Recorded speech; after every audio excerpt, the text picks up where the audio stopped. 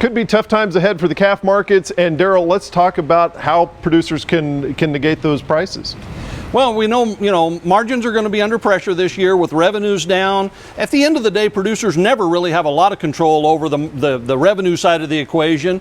We certainly want to be aware of what's happening in the market and plan ahead as best we can in terms of how we market these cattle. But the place where we really have the most opportunity to impact margins and to protect those margins in a declining revenue scenario is by managing costs. So let's delve into that a little bit more. What are some of the costs that producers can really eagle eye in on?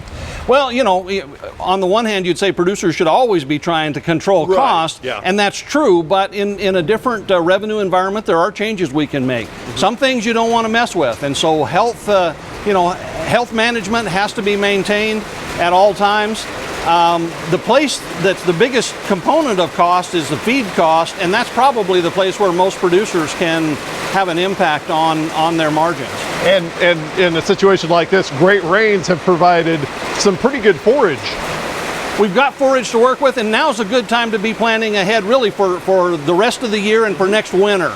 Again, the cow is a harvesting machine, and so the place where most producers can really make an impact is by maximizing grazing, taking advantage of that cow as a forage harvesting machine. Right.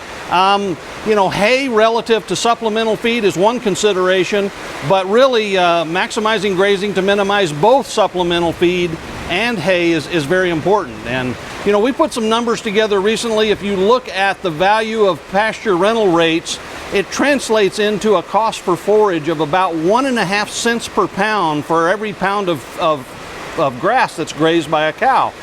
If you look at hay costs, for example, it's going to run 4.5 to 5 cents a pound under the best of circumstances. So you're talking about a significant savings if you can extend that grazing season by even 1 or 2 weeks, or in some cases by making some changes using cool season forages mixed with warm season forages to extend the front and the back end. You can shave maybe a month up to 2 months off of the winter feeding period and really make an impact on the total cost per cow for the year. And of course it's green right now, pastures look great, everybody's happy, cattle have full bellies, but there's always that thought of drought in the back of a lot of producers' minds. What can producers be doing now to prevent or to help whenever it does dry up again?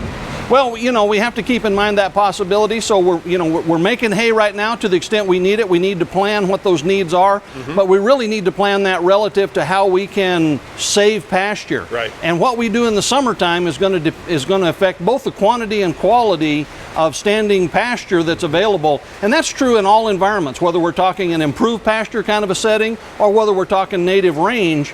It's what you do in the summer that's really going to set up your forage needs and your hay needs next winter and impact your total cost per cow. Okay, thank you much. Derrell Peel, Livestock Marketing Specialist here at Oklahoma State University.